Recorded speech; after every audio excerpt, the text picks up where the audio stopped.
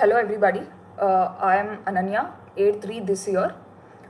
So I'll just give a brief background about myself before delving into the strategy. So I have done my graduation in geography from Miranda House, University of Delhi in 2021, and post to that I prepared for this examination for 2 full years. Even though this is my first attempt, I have prepared for this examination for 2 full years, and I gave this examination in the year 2023 with anthropology as my optional, and I've been lucky enough to clear it in the first attempt. So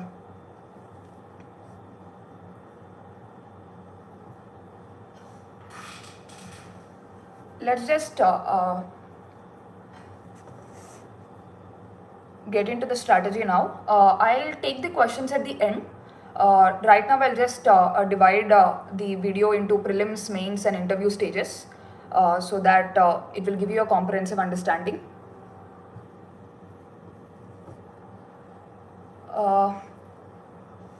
So firstly, let's go to prelims. Let's start with prelims. Prelims, instead of delving on the overall strategy, what I wanted to highlight is what should be done in the last 1 month of the preparation, since prelims preparation is less than a month now. So I'll just try to tell you about what all should be done in this last 1 month so you can derive something beneficial out of this session. So first is focus areas and PYQs. What happens is that, like for instance, if I take my case, I have started my prelims preparation in February. I have given 4 full months for prelims. So what happens is that in the initial 3 months, that is February, March and April, we tend to read most of the things. Like even though we know that there are some focus areas that are being focused by UPSC by studying PYQs and everything, we still feel that we still read most of the things. So in the last 1 month, it is now time to narrow down your preparation and adopt a targeted approach. So first thing that before I start with this, I also want to tell you about my marks in prelims. My score in GS paper 1 is 102. Whereas my score in paper 2, that is CSAT, is around 86. So I could comfortably clear both the papers with a decent margin above the cutoff.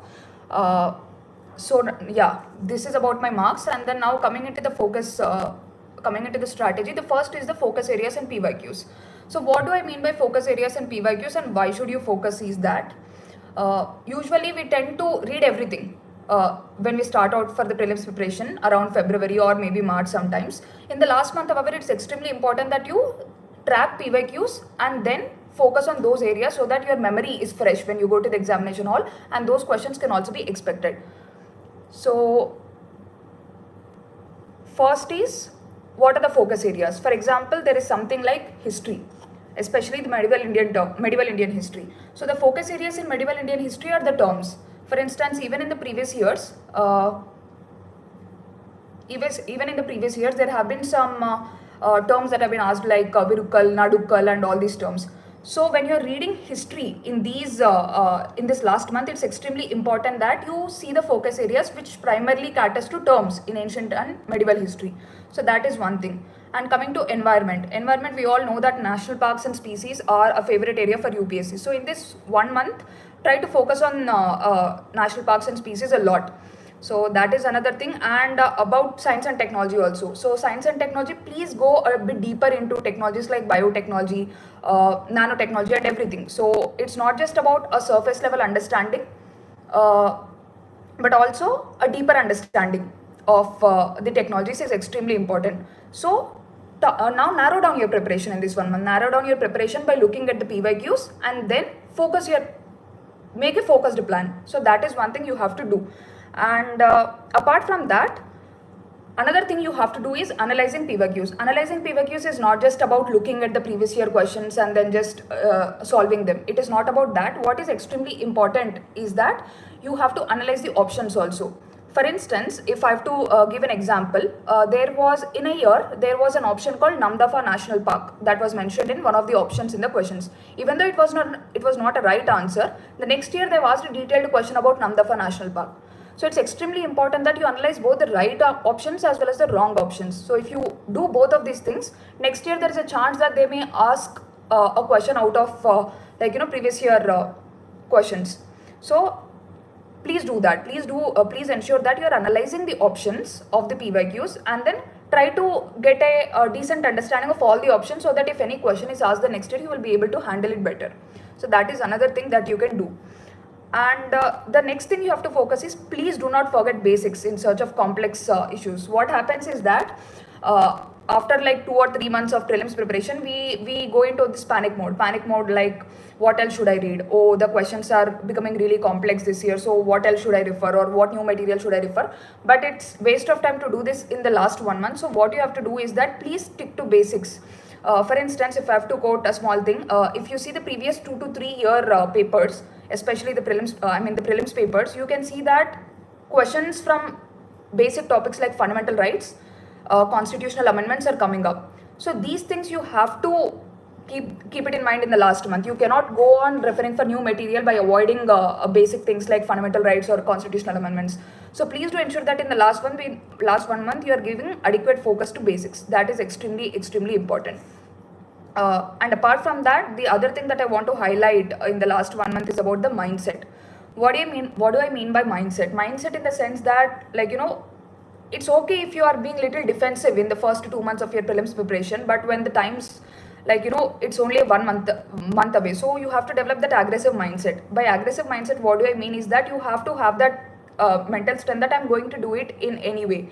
Like, even if the question is difficult, even if the question is complex, even if the question is something that I do not know, I'll somehow try to use my elimination skills and all such things to narrow down the options. So this is extremely important. This mindset is extremely important going forward in this 1 month. And please see how you are thinking in this last 1 month. It's not just about your preparation that matters in prelims. What also matters is your mindset. So going forward, see how you are thinking. Are you getting intimidated, or are you having that aspect of fear, anxiety that is going through your mind? Those feelings are common. I do not say that you shouldn't have those feelings, but also mind matters. So see how you are thinking, develop that aggressive mindset and all such things. That becomes extremely important for you during the actual examination time, for you not to give up in difficult circumstances and all such things. So prepare your mind like that in the last 1 month. Apart from that, I also wanted to highlight what happened in the actual examination for me in the last year by taking up a few questions. So first is, if you just look at the previous year paper, that is 2023 prelims paper, you can see that there were many unconventional questions that were asked. Even I was not aware of many of these questions. Like, even I was looking at them for the first time. So how did I handle it? So for instance, there was a question which asked about an animal that makes a tool out of scrape and uses it to pull insects out of trees. At the first instance, we will see this question and we are like, oh, what is this question? Where is this coming from? And the species are also like that. So they have mentioned species like fishing cat and all such things, which we might not have heard before. So our first reaction will be a little bit defensive. That is, oh, I've not read these species. I've not done this question. So how do I tackle it? For this question, it's extremely important that you stay with a clear mind, and that is when you can apply your logics. For instance, how did I do this question? So I saw the question, I knew that I was not completely aware of it, and then I just cooled myself down and I thought, okay, so they're speaking about an animal that is making tools. So which animal is able to make a tool? Only that animal which has a greater cognitive powers or greater brain capacity. That is a very basic thing that everybody of us know. Only an animal with a greater brain capacity will be able to make a tool, and not otherwise. So which out of the options given, which is the animal that has a greater brain capacity? The option is orangutan or chimpanzee. One of those is the correct answer. So it's very simple. Like, even if you don't know the question, even if you apply a simple logic or basic common sense, you will be able to arrive at the right answer. So it's just that when you see an unknown question, do not just get freaked out. Just keep calm and think about, okay, there is a tool that is being made by an animal. For a tool to be made, it is extremely important that the brain capacity should be high. And what are the animals that have greater brain capacity? Obviously, humans are one. Apart from humans, who else are there? Apart from humans, obviously there are other primates like chimpanzees, gorillas, orangutans, and all these things. So orangutan, I guess, was mentioned in the option. That is the right answer. So this is how you go about solving unknown questions, by keeping a clear head and trying to arrive at the answer by applying your knowledge. And the second question that I wanted to highlight apart from the above question is, there was a question about Cobalt manufacturing. Which of the following countries manufactures 3/4 of cobalt, I guess. So there, the examiner very cleverly gave some options. There was an option of Kazakhstan, there was an option of Argentina, and there were some two countries from Africa. So even I was not aware. I was aware of some other minerals, but cobalt is like, nobody gets to read about cobalt a lot, and nobody knows that 3/4 is produced by country. It is a difficult question, obviously. So how did I arrive at it? So when the examiner is giving the options, just try to understand the mindset of the examiner. Why is he giving the other countries? He might be giving the other countries not randomly, but he might be giving the other countries in the options to confuse us. So what must he have given? He must have given those countries that are the top producers in other minerals. See, for instance, he has given Argentina. He or she has given Argentina. So why did the examiner give Argentina? Argentina is being given because it is one of the top producers of lithium. So they wanted us to confuse, like, between lithium and cobalt. But lithium, Argentina is the top producer of lithium, so that goes away. And next is Kazakhstan. So why did the examiner give Kazakhstan? So Kazakhstan, we know that Kazakhstan is one of the top producers of uranium. It is a very basic fact.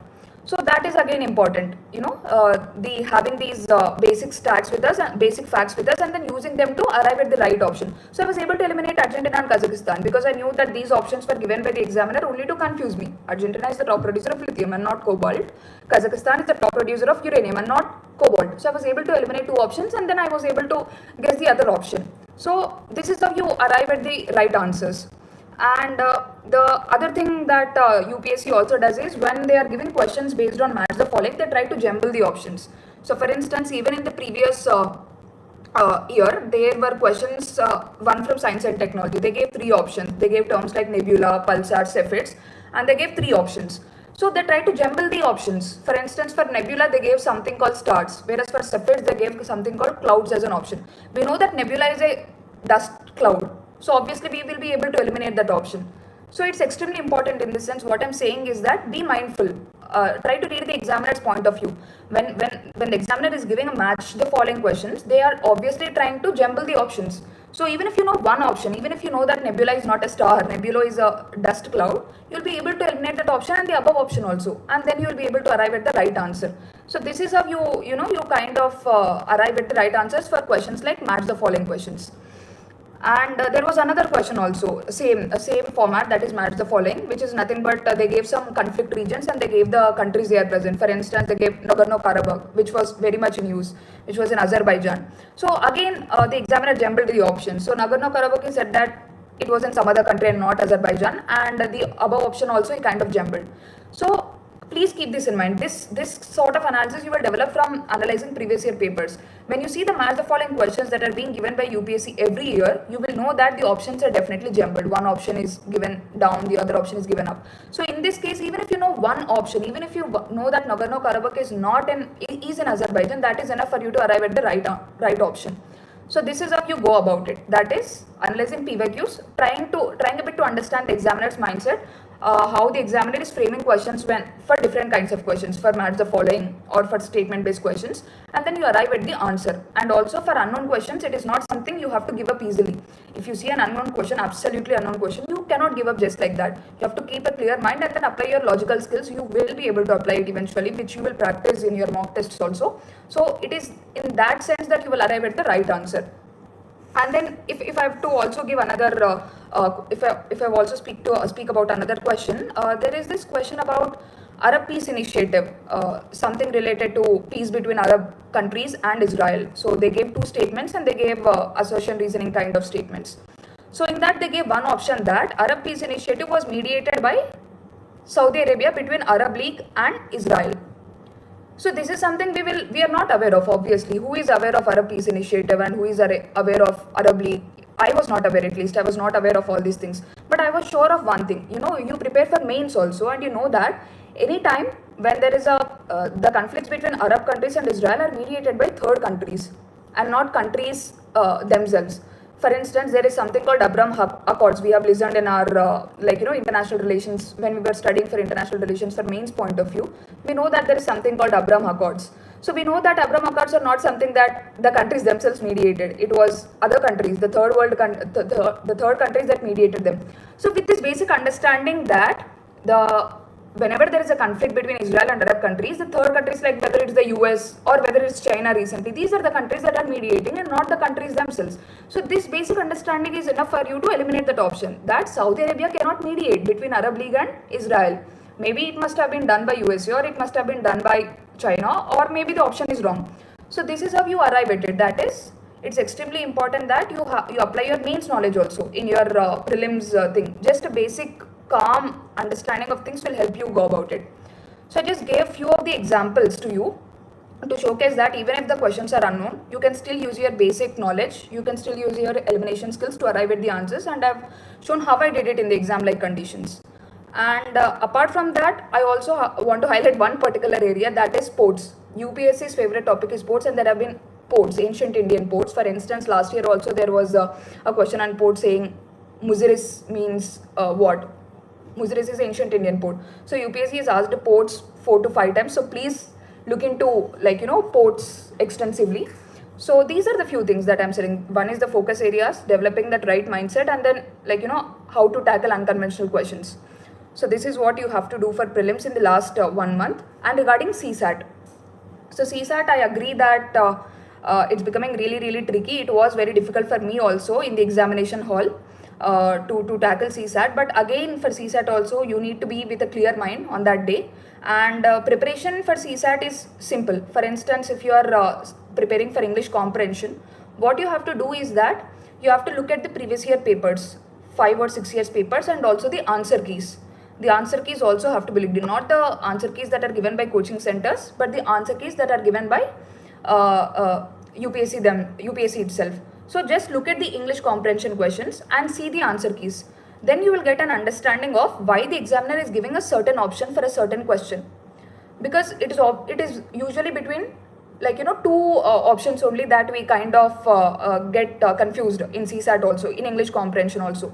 So you just see the previous year questions and the answers that are given by UPSC, and then you will get an understanding of till which level the examiner is thinking when the answer is given. So you will be able to find some pattern in that thing, and then you'll be able to answer English comprehension questions in a more organic manner. And also, when you are doing English comprehension questions, keep certain things in mind. For instance, not all questions mean the same. There are asking questions with words like meaning, reflect, inference, and all such things. So when you are seeing English comprehension questions, see what is the word that is being asked, whether it is inference, whether it is meaning, whether it is reflect, because these terms make the answer different. So try to understand the meaning of these terms also. What does reflect mean? What does inference mean? These terms you go into the detail, you understand it, and then you also try to see the answer keys, and then you will be able to understand the examiner's point of view, so that you'll be able to answer the questions better.